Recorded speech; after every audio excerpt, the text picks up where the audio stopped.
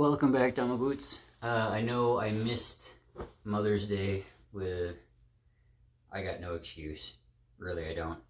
Um, so I thought we'd do this probably back at my place, this is my home altar, for those who have not seen it, which is all of you, I think.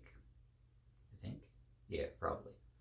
But yeah, and because moms are incredibly busy all the time, we're going to keep this incredibly short. I'm going to go through the passage that I want to go through, give a very, very brief explanation, and then we'll roll out. So yeah, that's the thing. So the one that I wanted to go through is coming from the Terigata. Oh no, sorry. Yeah, the Terigata, the verses of the nuns. And specifically, I'm looking at Maha Pajapati Teri, a mother's blessing, right? So I've kind of done this one on other occasions, namely International Women's Day, but it bears repeating specifically here because it talks about moms, specifically the Buddha's moms. And yes, I did say multiple moms. When the Buddha was born, his mother only lived for about a week after that. So, no mom in the picture? Well, yes, there was. And that was kind of his aunt-ish, who raised him as if she were his mom.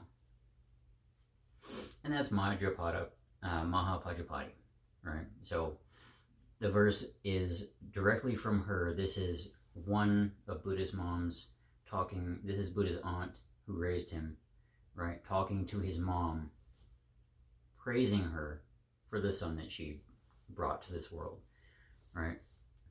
So this is basically two sisters saying, sis, you were awesome. I picked up on that awesome, but you were awesome. And your son is awesome. And we're all better because of him, right? So Maha Pajapati says, Buddha, hero, praise be to you, you foremost among all beings, you who have released me from pain, and so many other beings too.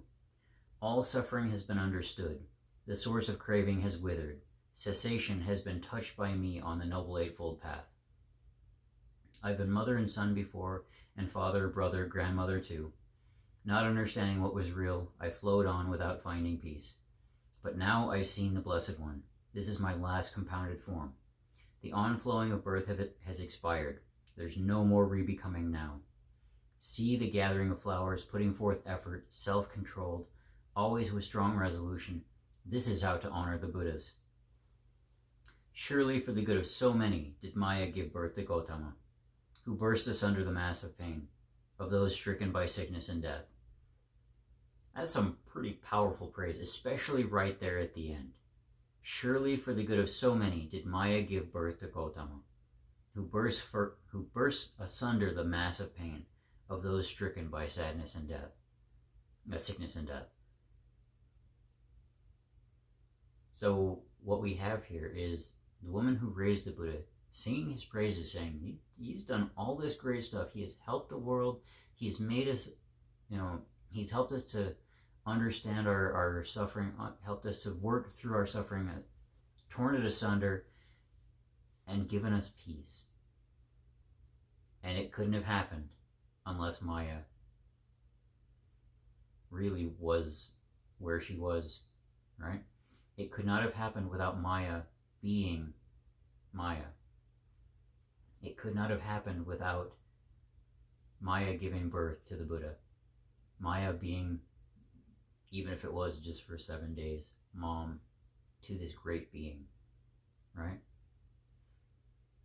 So we have the woman who raised him and her sister who gave birth to him. This is basically one mom saying to another mom, you did us proud, you did us good. And that's kind of what we should be saying to all moms, right? Even whether it's those who gave birth or those who raised those children, right? Mom is mom. And mom is important, right? So, mom, you did good. And specifically my mom, if you're watching, or if you ever see this, you did good. Not as, maybe not to the same level as the Buddha, but we'll get there. We'll get there eventually. I'll work my way up there. I couldn't do that unless you were there, unless you had helped me from day one. So, mom, thanks. You're awesome. And moms, thanks. You're all awesome too.